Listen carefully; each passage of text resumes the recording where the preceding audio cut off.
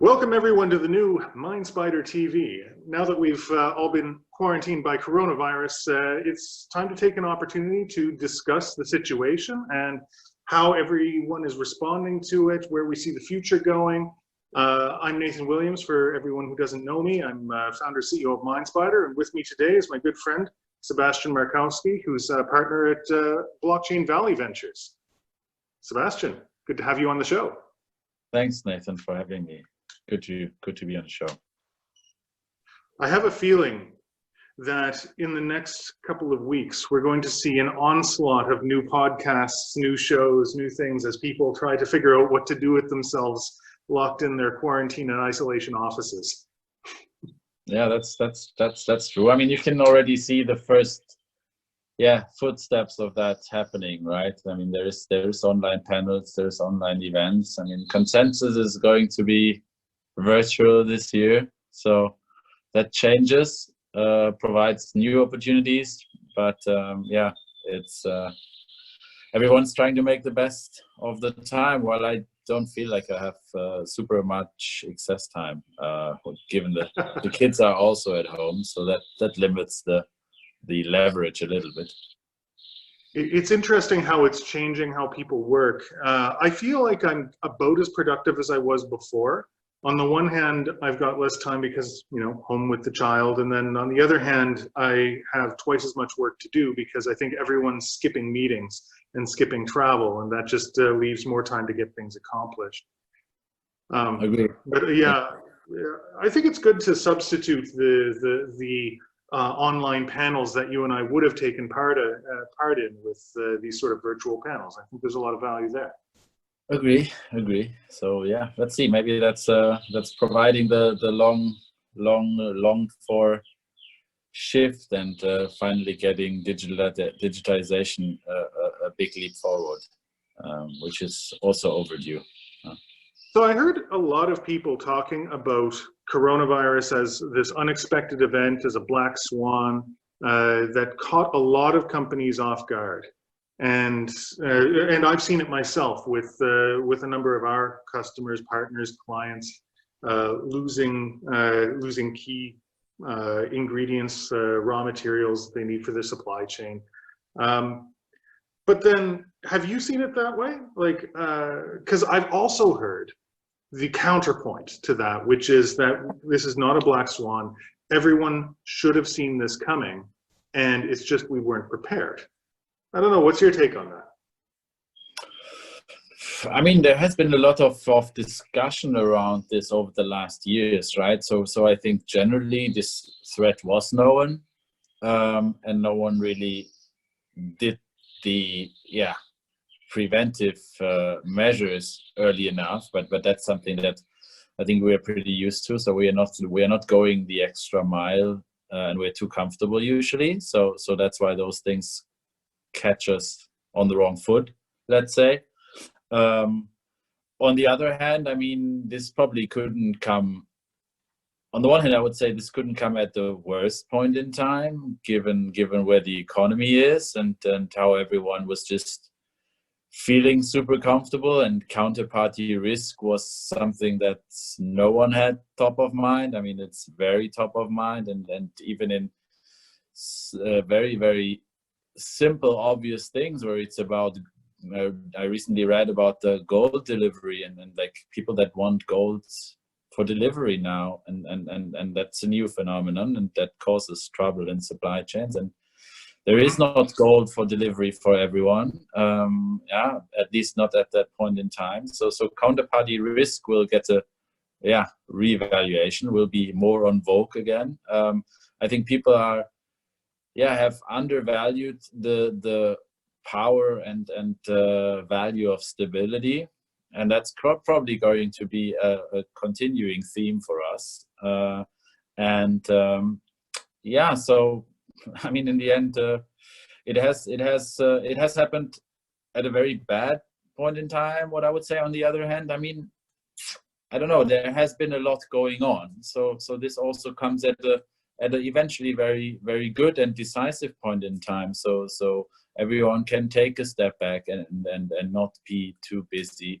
But also I see a strong tendency of this resulting in more totalitarian thinking, where we had particularly the older people leaning towards too and being willing to give up freedom for getting stability, while we had the counter movement where everyone that's 35 and younger roughly would not at all give off an inch of freedom for more stability, but have an interest in organizing that world in a more sustainable way. So I think there are I honestly, Sebastian, I think that anyone 35 and under has never lived in a world where they themselves were stable. I mean, you know, with obvious exceptions, but for the, you know, for the more wealthy and privileged among us. But I think in general, yeah, it's hard to say, well, I would trade freedom for stability if, you know, you've lived in a world where you've never been able to afford a house. True. Yeah. True. But I mean, that aside, I think I tend to sort of take a view from a much more practitioner point of view, whereas you're sort of seeing it from the investor point of view, like sort of the large trend movements. What I'm seeing is a lot of decisions are getting made based on short-term thinking. What can I do this week, this month, this quarter, this year that will better my current position? And I think that's sort of normal, to be honest. It's unfortunate, but I think it's sort of normal. And I think it's why other major problems have been problems, you know, like climate change, for example. It's the same thing. Everyone knows it's a problem. We all should be future-proofing ourselves against it, but it's always sort of someone else's problem, and it's important, but I have something urgent to deal with, of having to feed the family, having to make the next quarter sales, having to, and so it sort of tends to get put on a back burner. And I think that what we're seeing now is sort of the consequence of that, and sort of almost like a warning shot. Yeah. Eventually, I mean, it feels a bit artificial to think about the world giving us a last warning, which I don't totally buy into that one, but still, I think anthropomorphizing the world a little bit, eh? Yeah, but so but I agree. I mean, you have to I mean, you know, I'm always thinking back and I get reminded of that a lot recently, through my kids, when I think everyone can echo that. When we were young, we were realizing those obvious, break points, whether that was with how the European Union was built, with the Maastricht contracts and agreements, where a country that would fail to adhere to the stability standards would be punished by asking for additional money, which they didn't have in the first place.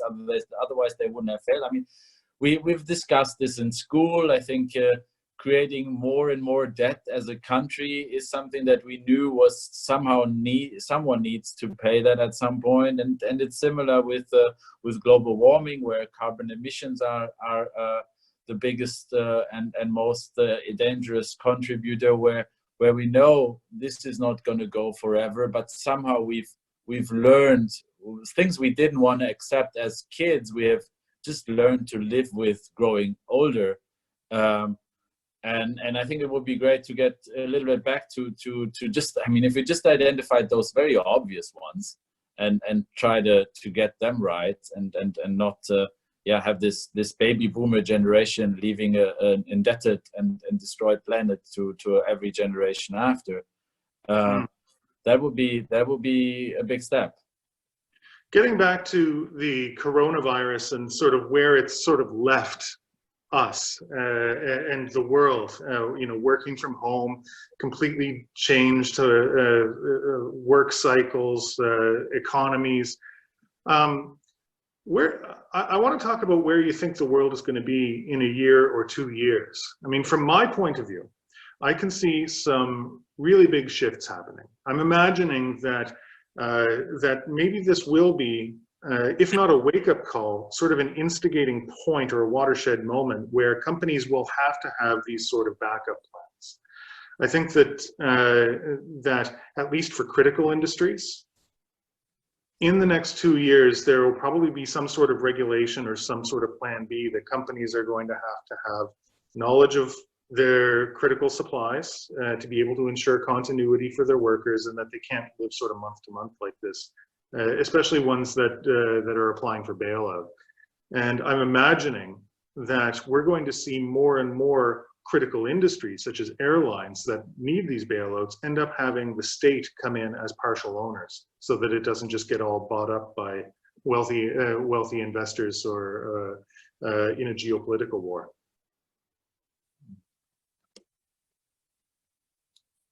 I still there. Sorry. Yeah. No, I just got a call. I got a call. We have to cut that out. No, it won't. It's fine. So, but this is sort of where I see it going. But I'm wondering where you see it from where you sit.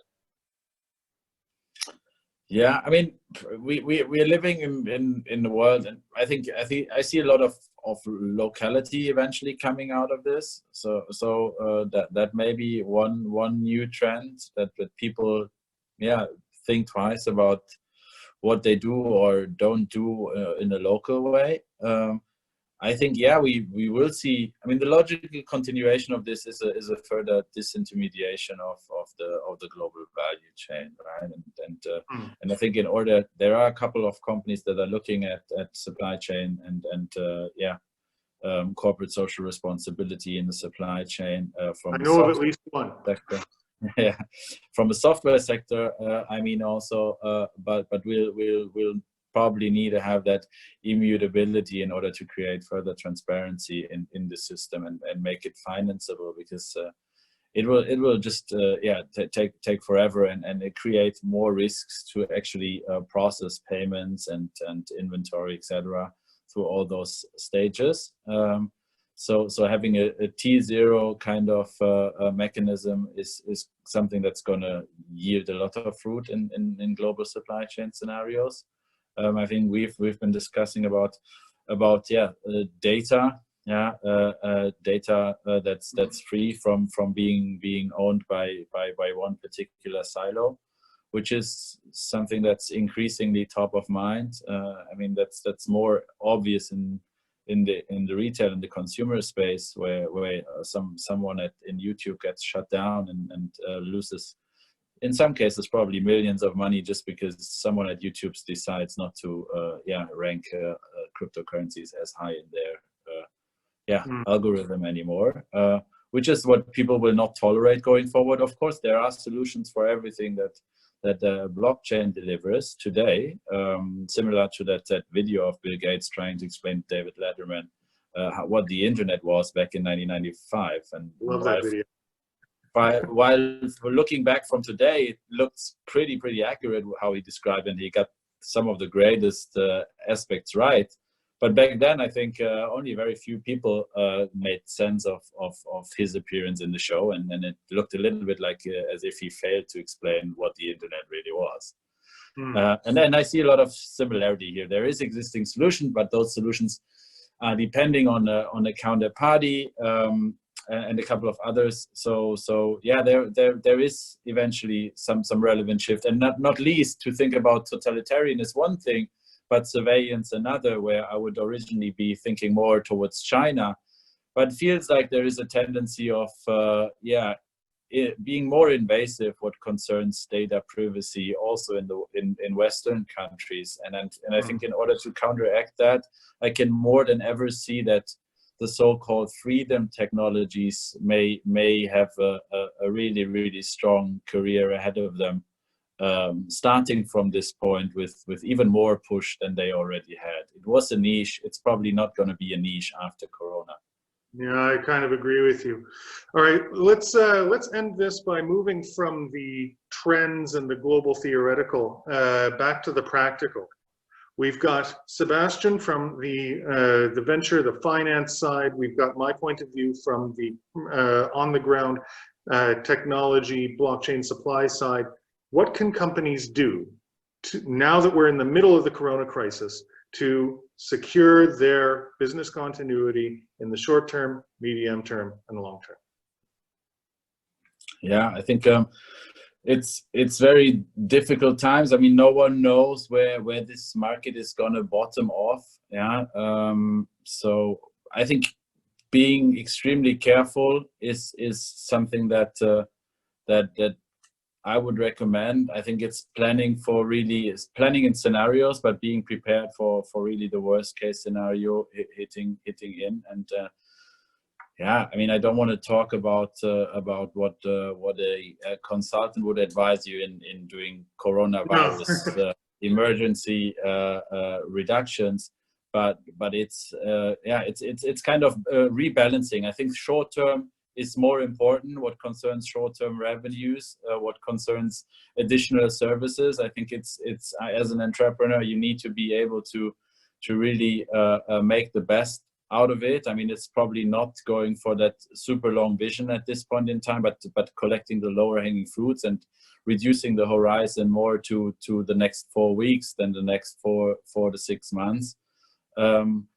So I would say, and we're in the middle of that, I hope, but I think for the next weeks, I think it's really about expecting the worst and making sure that the shortest time period works for the company, which is probably a week. That if you can survive in a week, you can probably survive in 2, 3, 4 weeks, and if you can do this week by week, that's a little thing that you've accomplished that gives you some safety, but not take anything for granted. Yeah, I think the biggest risk is in people reacting too fast and too late and not seeing really where the bottom is of it. I mean, exactly from our point. Oh, sorry. No, from our point of view, I would completely agree. I think that in the short term, the most important thing is that that companies can deal with the immediate fallout of okay, we don't have enough supplies to do X. How can we shore that up? How can we find more in order to keep the machine turning? The medium term, now is the time to take stock. You know, in the next 4 to 6 months is the time to sort of look at what we don't know. Where are our tier ones? We know our tier 1 suppliers, but what about the tier 2s? Let's get those onboarded so that we know exactly where our materials are coming from. Especially, are we accidentally monosourcing? Are all of our suppliers buying from the same supplier themselves? Are we at risk in that way? Finding that out is going to be key, I think, to preventing this in the disruption in the long term. And then once you get into the long term of a year or more, it's about building contingency plans, putting in data systems to make sure that that you have a solid view as to where and how much supply you have, and making sure that this can continue. And that's what we're looking at supporting. Yeah, and I was referring to the investment side. I mean, I think of course a lot of those. Those situations make fundraising more difficult. There are a couple of companies that have raised money that are in a happy spot, and the money that they've raised will probably be worth significantly more than what they've raised in absolute terms. Then there are VCs which for the deals that are not closed may renegotiate terms, which is probably short-sighted as well. I think it's a little bit waiting for the next few weeks until one can look at the amount of new additional bad news, and should they decline, one could expect that things are somehow stabilizing, which would probably give this a runway of maybe another 2 months, similar to what happened in South Korea, which would be a good case and a very happy case, I assume, for everyone.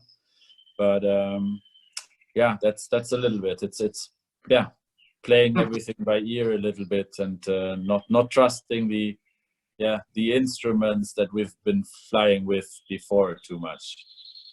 This is the brave new world that we live in. But thank you very much for coming on MinespiderTV, Sebastian. Sebastian Markowsky is partner at Blockchain Valley Ventures.